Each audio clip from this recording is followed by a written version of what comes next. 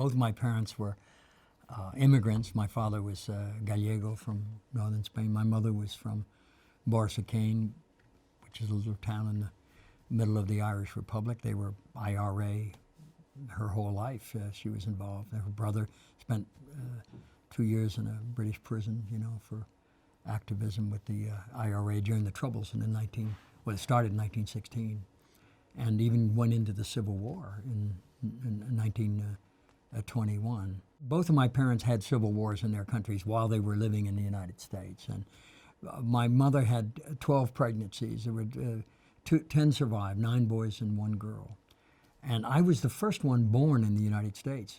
My older siblings were all one born in Ireland, and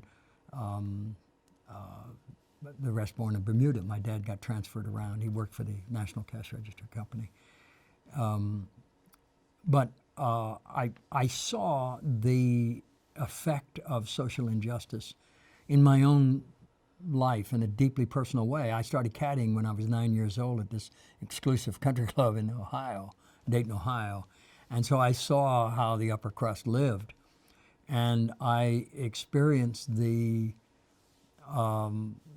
degradation, if you will, of being a servant to the overprivileged. And I did it for 9 years. And when I was 14, I organized a caddy union, and we went out on strike.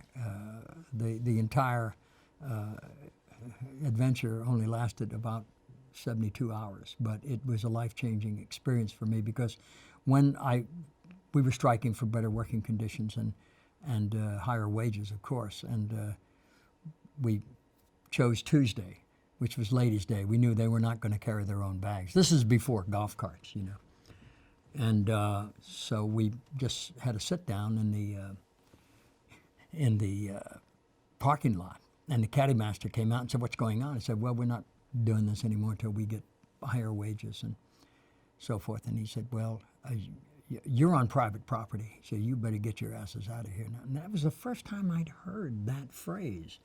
I'd been working there at the time for 5 years, from early every spring until late every fall since 1949, and now I was hearing this phrase that was so foreign to me: "You're on private property." Now, I was no longer welcome here because I refused to be a servant, or at least I wanted to serve on my term, and they just weren't having it, and so we were all thrown off the property.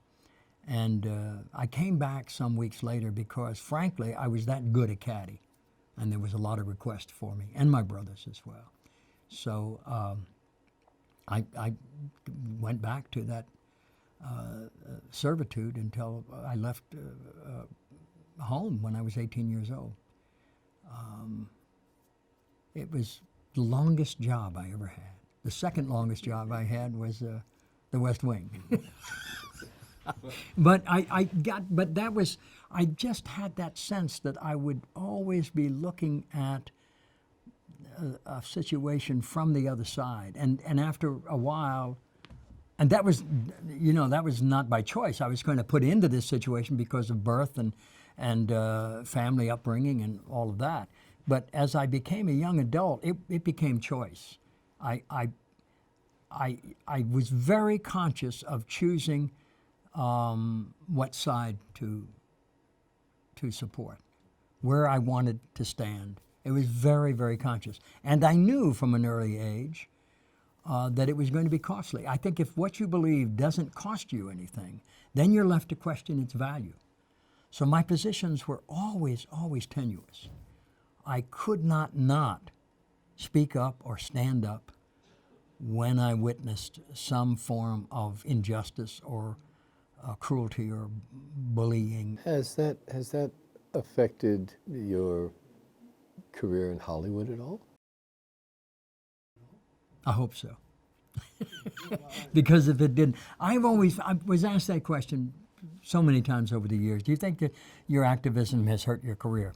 And I say, quite frankly, I hope so, because as I say, it's if your moral standing, your righteous indignation, or whatever you want to call it, is valuable, then it's going to cost you something to hold on to it and preserve it. And if not, then you're left to question its value. So yeah, But I always like to think that I may have gotten as much work as I lost because of those stands, because there were a lot of good and decent people in Hollywood that hired me despite public opinion or even some professional opinion about my stance on things, you know. So, but I didn't have nearly as difficult a time as some of the real heroes in our profession over the years, and mainly Jane Fonda, you know, who became friends with later. She was my first hero in this business. She was the first one that stood up. And she pissed them all off because, number one, she was a woman, and she was doing what all of us men were too big a sissy to do. And that was standing up and telling the truth at a very critical time. And she of course, proved right, you know. I knew as a child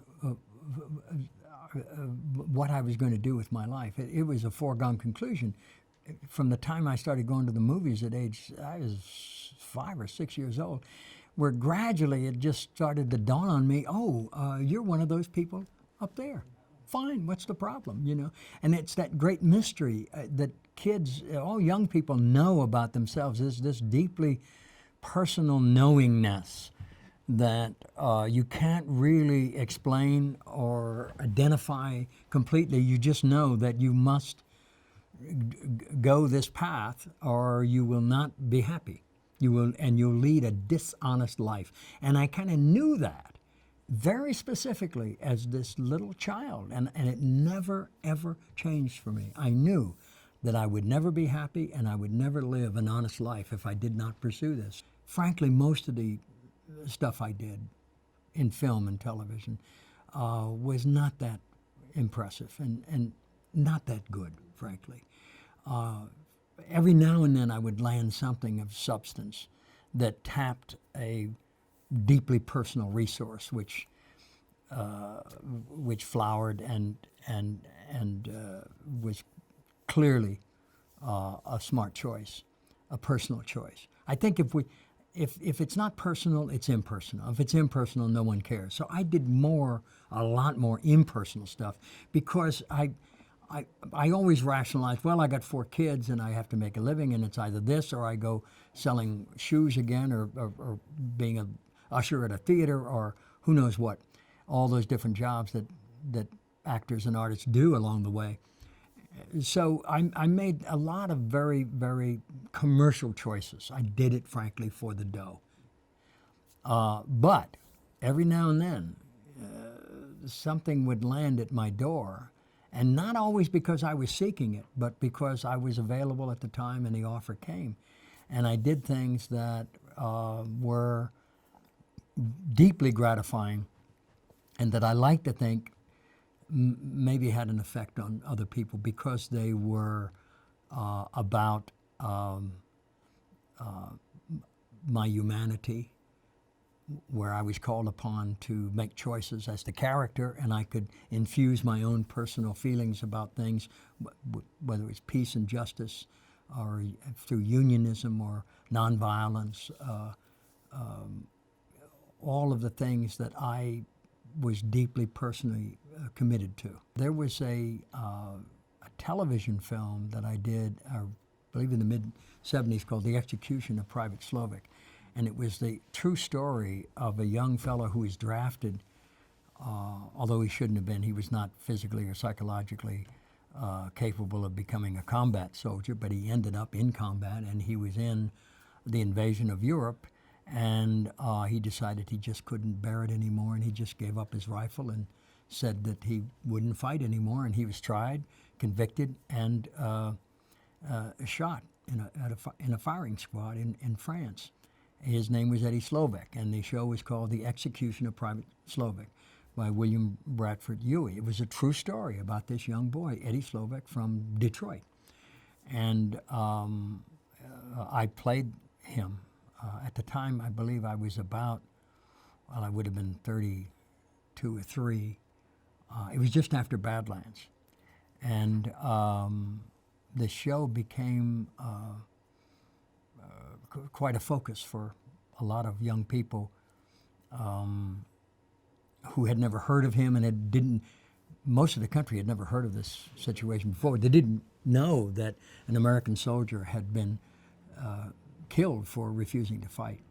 Many had gone to prison. They were conscientious objectors, but he was the only one that was convicted of cowardice in battle, which was absurd. He just refused to fight anymore and quit. He said his nerves had been destroyed by the bombardments he was involved in and so forth. And he was in a unit that had lost quite a few lads in the Battle of the Bulge, so they were trying to make an example of him, that you mustn't, decide in the middle of a battle that you're not going to fight. It was a fascinating case, and that had a profound effect, not only on me, but on a lot of other young people at the time, and one of them ended up being my criminal attorney that I met during a demonstration with Dan Berrigan in New York. Dan was such a funny guy. I mean, he was a brilliant intellectual besides everything else, but he saw through so clearly, and he was such a brilliant writer and activist. But he never he was never full of himself. He was very shy, actually, but he was so disarming. It was so disarming to be with him. My first arrest for civil disobedience was with Dan, and it was one of the most rewarding experiences of my life. And I once heard a story about him, that he was asked to speak at this Catholic church in the pulpit, and there was a flag of the United States on the left and a flag of the papal state on the right. And he got up into the pulpit and looked at both flags, and he said, "Well, now I have some sense of how Jesus must have felt being crucified between two thieves." I had heard about Dan for many years. I grew up in New York. I mean, I was in New York for the entire 60s, so I was involved in the civil rights protests and the anti-war movement, but I'd never gone to the extent of being arrested at a demonstration. I had attended, but never crossed the line, so to speak. And I heard something that Dan said after his conviction for the Catonsville 9 action in 1968, and he was going to prison after the trial, and he went on the lam. He went underground, and he would surface every now and then at rallies, peace rallies, and he kept the pressure on the FBI, and he did it with a great sense of humor, but with great clear purpose. And just before he was captured, he was at a gathering of friends, and he was urging them to protest, and if necessary, to go to jail. You're going to have to go to jail to end this war. And somebody said, "Oh, Father Berrigan, it's all well and good for you to go to jail. You don't have any children. What about us? We have children. What's going to happen to our children if we go to jail?" And Dan Berrigan said, "What's going to happen to them if you don't?" And that's it. May the truth live in my mind, on my lips, and in my heart. Some stood up once and sat down. Some walked a mile and walked away. Some stood up twice, then sat down. "I've had it," they said. Some walked 2 miles, then walked away. "It's too much," they cried. Some stood and stood and stood. They were taken for fools. They were taken for being taken in. Some walked and walked and walked. They walked the earth. They walked the waters. They walked the air. "Why do you stand?" they were asked, "and why do you walk?" "Because of the children," they said, "and because of the heart, and because of the bread. Because the cause is the heart's beat, and the children born, and the risen bread." Amen. Daniel Berrigan. There were so many examples of actors specifically that have spoken out against social justice or war and all of the great issues of our time, and they have been criticized by the media and by a lot of their fellow actors, and generally by the political norms of the time. That, well, you're just an actor. What do you know about what's going on? Mind your own damn business, and stop interfering with what's going down. Just none of your. Well, okay, but as we well know, you don't have to be a genius to have a public life, and get paid for it, get voted to it. And these days, the bar has been practically non-existent for any particular level or qualification, as we all know. And not just in the United States, but all over the world, wherever there are democracies. We don't always elect the most qualified people, obviously. But you have to be willing to accept being called out for lack of professional knowledge on a subject when it's clear that it is a social injustice that needs to be addressed. So you don't have to have a college degree to know when somebody is being discriminated against or brutalized or imprisoned for no just cause. It just takes a conscience, a moral conscience, and you see things in a moral frame of reference. That was why when I was asked to play the president in The West Wing, all I asked for were two things. One, that the president would be Catholic, and two, that he had a Notre Dame degree. One, I love Notre Dame, and I love being a Catholic. But being a Catholic, for me in that show, meant that Bartlett would frame all of his decisions, public and private, international, whatever they were, in a moral frame of reference. He would have to take a deeply personal responsibility for his actions or non-actions, whatever the issue was. And I wanted that specifically. And Aaron Sorkin said, absolutely, that's where I want to go as well. So I was once asked, would I have played Bartlett if he had been a Republican? And I said, without hesitation, as long as Aaron Sorkin wrote him, I would play him, because I knew it would be an honest presentation, and that was the end of it.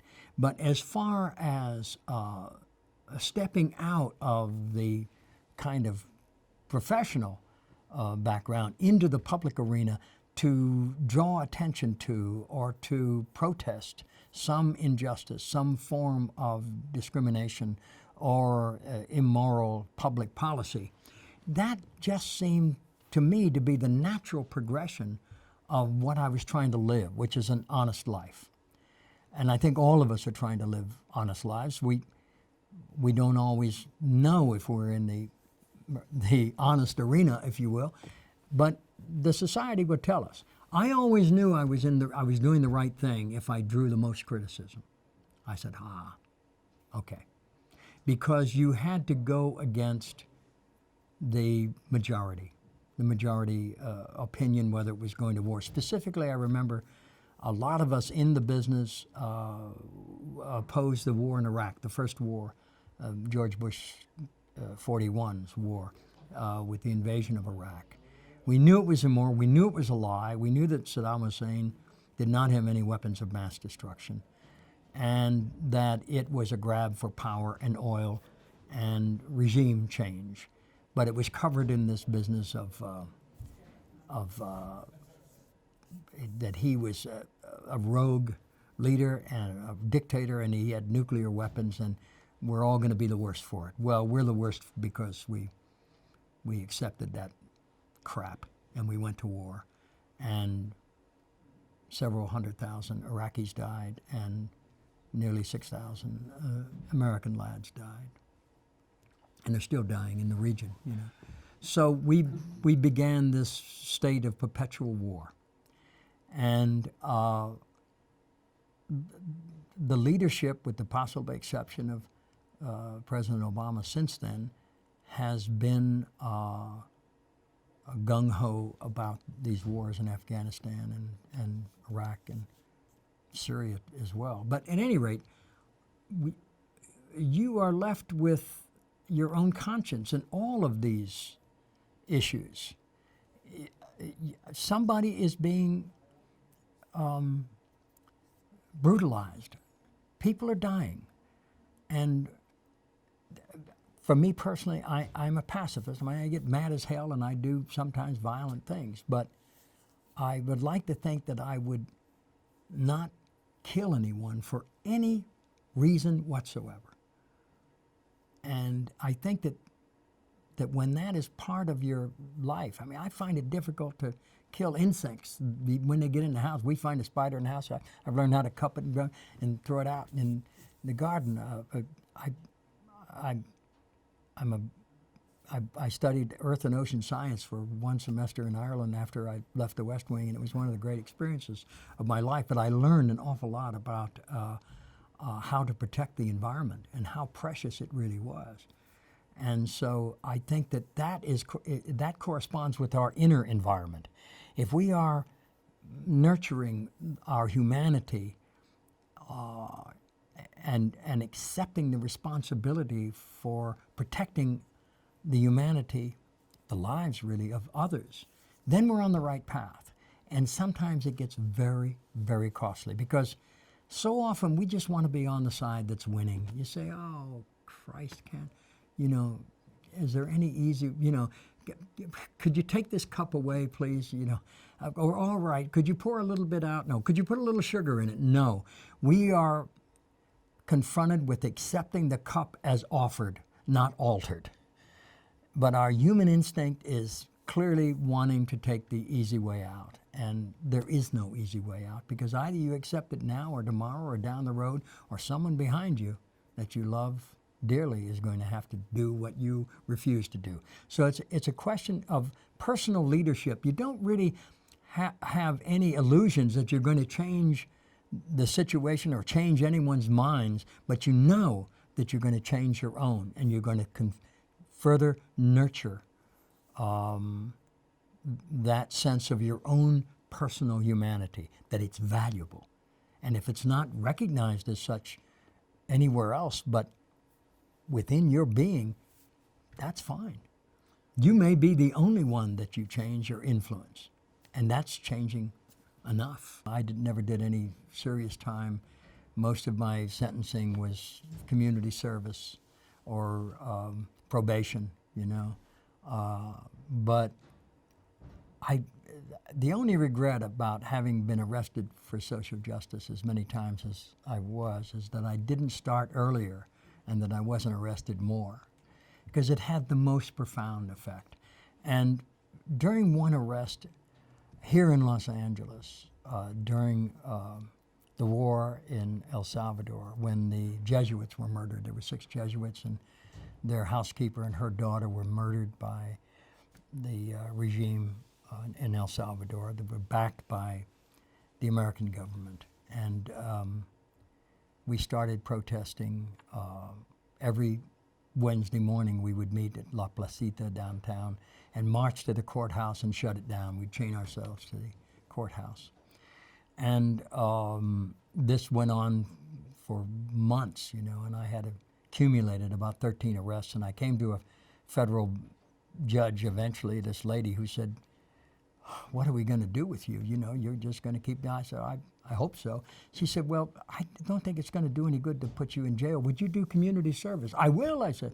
So she sent me to a wonderful place that I stayed for many years. I worked off my hours, but I stayed there about 10 years in Venice at a place called Bread and Roses, run by the St. Joseph's Center. But at any rate, during one of these arrests, a friend of mine said, oh my God, look who's over there. That's Reverend Jim Lawson.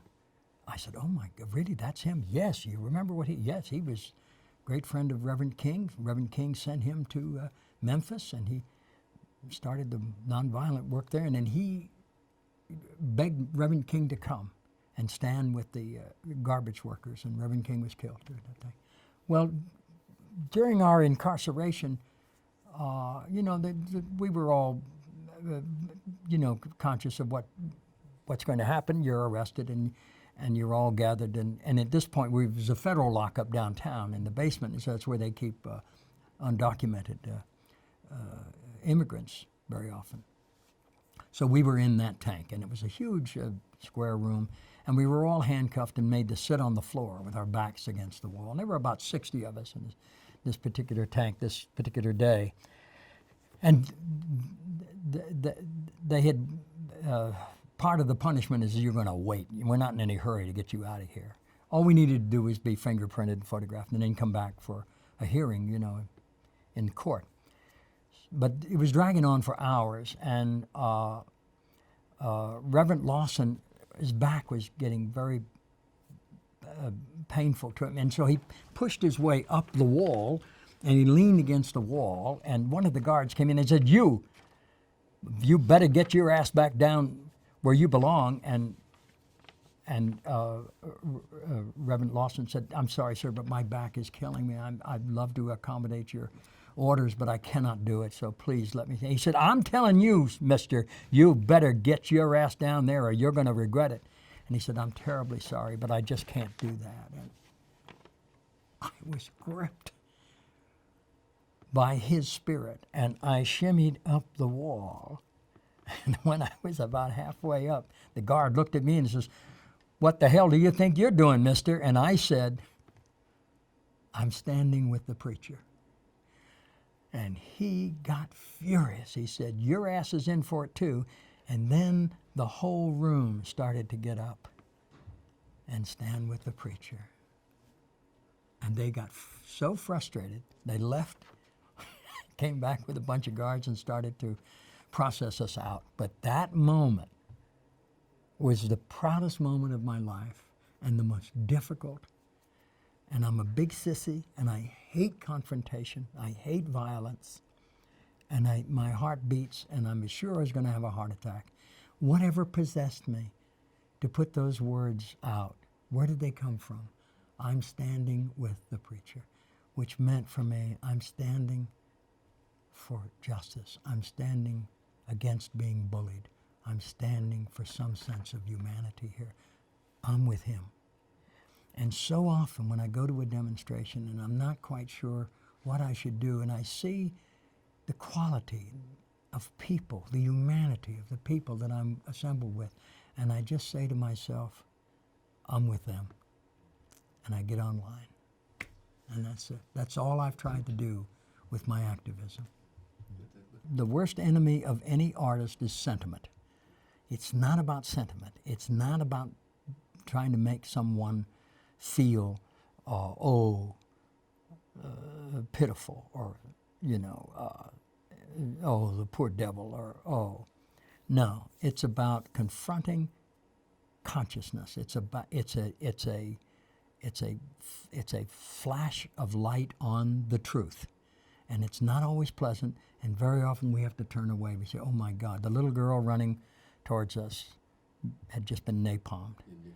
The naked truth of that changed a concept of what we were doing there. Dan Berrigan burned draft cards at Catonsville 50 years ago with his colleagues, his brother as well, Philip Berrigan. And they said that they felt it made more sense to burn draft cards than to burn children in Vietnam. It's so clear.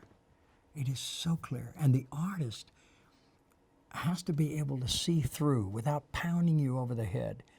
How often you go through a ghetto in a city anywhere in the world and you see a mural or graffiti and you're struck by it, and it lives somewhere in your consciousness because you respond to it deeply, emotionally, morally, and it raises a consciousness in a deeply personal way which says, I know you saw that. Now what? Great public art is confrontational. It's conscientious. It's powerful. And it doesn't, there are no soft edges.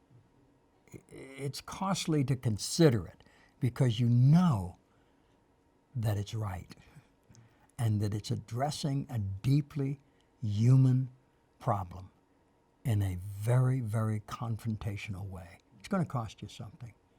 We are called to lift up the world and all its people to that place where the heart is without fear and the head is held high, where knowledge is free, where the world has not been broken up into fragments by narrow domestic walls, where words come out from the depths of truth and tireless striving stretches its arms towards perfection, where the clear stream of reason has not lost its way into the dreary desert sands of dead habit, where the mind is led forward by thee into ever-widening thought and action, into that heaven of freedom, dear Father, let us all awake.